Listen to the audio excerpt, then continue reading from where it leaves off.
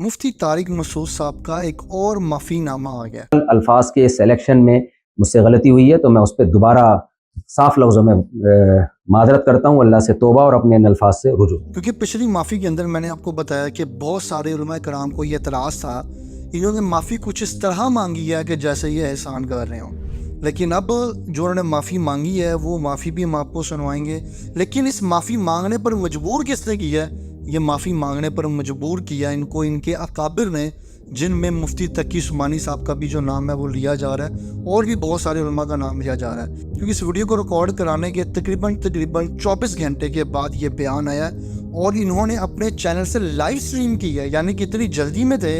کہ ان کو یہ کام جلدی ہی کرنا تھا۔ اور معافی نامے کے اندر انہوں نے دوبارہ کیا بولا ہے، اور کیا دوبارہ انہوں نے یہ بات کی ہے کہ مجھے قتل کیا جا سکتا ہے، جیسا کہ انہوں نے اپنی پریویس ویڈیو کے اندر بولا، اور میں نے پریویس ویڈیو کے اندر آپ کو بتا چکا ہوں کہ یہ اس بات کی پلی لے سکتے ہیں کہ ان کو ماضی کے اندر تحریک لبیک پاکستان کی طرف سے ہراس کیا گیا۔ تو بہرحال یہ ساری ڈیٹیل میں آپ کے سامنے رکھنے والا ہوں، ولاگ بڑا امپورٹنٹ ہونے والا ہے۔ السلام علیکم ناظرین، میں ہوں جبرار خان اور آپ دیکھ رہے ہیں پاکستان کی آواز یوٹیوب چینل۔ مفتی طارق مسعود صاحب نے بہرحال اپنے کینیڈا کے اندر جو انہوں نے لاسٹ ٹائم بیان کیا تھا حضرت محمد مصطفیٰ صلی اللہ علیہ وآلہ وسلم کی شان اقدس میں اور قرآن پاک کی جو گستاخیاں کی، اس کے اوپر انہوں نے پہلا معافی نامہ جاری کیا،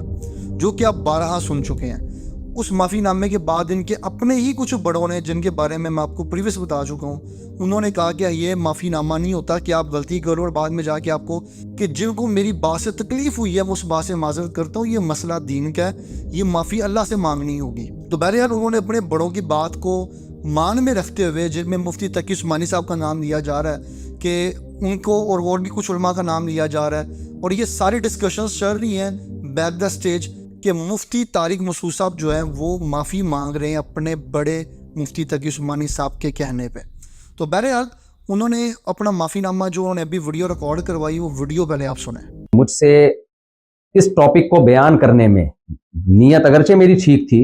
لیکن اس ٹاپک کو بیان کرنے میں الفاظ کی سلیکشن میں بے احتیاطی ہوئی ہے، تو میں اپنے ان الفاظ سے رجوع کرتا ہوں۔ مجھ سے بے احتیاطی ہوئی ہے تو میں رجوع کرتا ہوں اپنے ان الفاظ سے۔ جن لوگوں کا یہ خیال ہے کہ میری وجہ سے ان کو تکلیف ہوئی ہے تو میں ان لوگوں سے معذرت بھی کرتا ہوں، اللہ تعالیٰ سے توبہ بھی کرتا ہوں، اور اپنے ان الفاظ سے میں رجوع بھی کرتا ہوں۔ میرا جو پہلا معذرت نامہ گیا تھا اس میں ہمارے ہی بعض اکابر کو، جن میں سر فہرست حضرت مفتی عبدالرحیم صاحب بھی ہیں، جن کی ہدایت پر میں یہ دوبارہ معذرت نامہ ریکارڈ کروا رہا ہوں، تو ان سمیت دیگر میرے بعض اکابر کو کچھ تحفظات ہیں۔ ویڈیو سننے کے بعد ایک بات تو کلیئر ہو جاتی ہے کہ مفتی صاحب جو ہیں انہوں نے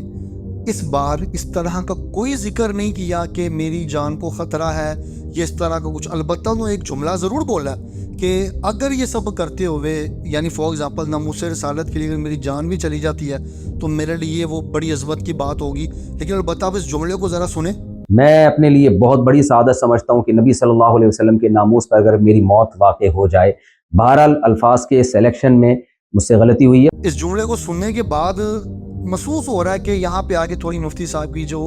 ایک معاملات ہے نا وہ تھوڑا سا ڈسٹرب ہوتے ہیں، معلوم ہوتے ہیں۔ البتہ ان کی نیت، ان کے دلوں کا حال اللہ تعالیٰ جانتے ہیں، بہتر طریقے سے سمجھتے ہیں، ہم کسی کے بارے میں یہ نہیں کہہ سکتے۔ لیکن انہیں دوبارہ سے وہی باتیں ریپیٹ کی ہیں کہ یہ بیان میں نے آپ صلی اللہ علیہ وسلم کی شان اور قرآن پاک کی تعظیم اور حقانیت کے لیے کیا تھا، لیکن میرے سے جو الفاظ ہیں ان کا چناؤ ذرا غلط ہو گیا ہے، تو اس کے لیے میں اللہ تعالیٰ سے بھی معافی مانگتا ہوں، اور میں ان لوگوں سے بھی معافی مانگتا ہوں جن کے دل دکھے ہیں۔